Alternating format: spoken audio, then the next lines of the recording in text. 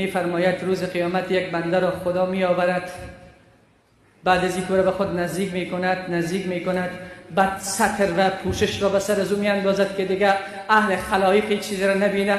بسیاری ها نگران هستند، خودم هم نگران هستم. شما هم که روز قیامت گناهان ما برملان هستند.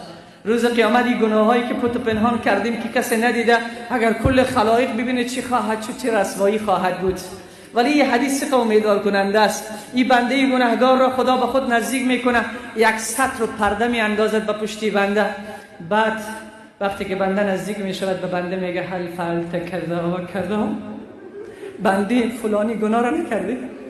هل فعلت کذا و کذا، ای بنده فلانی گناه را نکردی؟ فلانی گناه را نکردی؟ این بنده چه میگه؟ نعم یا رب، نعم یا رب. هر گناهی که الله برش میگه هل فعلت کذا، این گناه را نکردی، این بنده